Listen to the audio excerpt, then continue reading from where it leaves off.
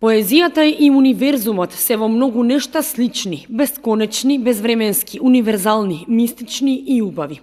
Самиот процес на пишување и создавање нови паралелни светови во кои се проектираме и екзистираме кога овој свет што го имаме не е доволен.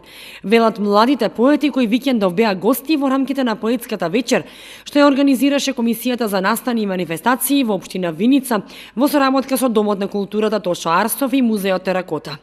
Виничани имаа ретка можност за прв пат да уживаат во поезијата на најдобриот современ македонски поет и преведувач Никола Маџиров, кој зад себе има бројни национални и меѓународни награди и поезија која е објавена во над 50 на земји во светот, во Европа, САД, Азија, Африка, Латинска Америка и во Австралија, преведена на 41 светски јазик, меѓу кои и на персиски, јапонски, хебрејски, шпански, галициски, каталонски, келтски, хрватски.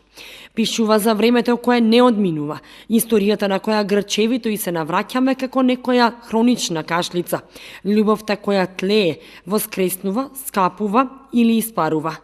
Пишува за навидум неважни, а толку суштинско важни нешта. Со неговата поезија се отвора сосема нова димензија на мајчиниот јазик. Поетесата Слаѓана Бојановска од Блатец благовремено во Виница ги промовираше своите авторски дела Керубин во крчмата и Луѓе во вакуум. Беше дел од оваа поетска вечер. Настапувала на повеќе фестивали во и надвор од Македонија.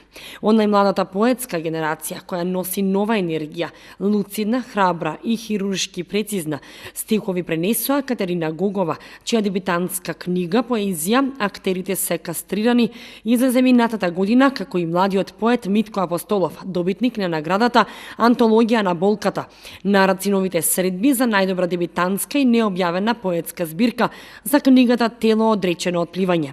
Гости на вечерта беше и Лазар Попов, кој благовремено ќе се нарече Facebook поет, бидејќи пишува исклучиво за социјалните мрежи. Сена се убава поетска вечер која ги наполни срцата на оние кои ја проследија.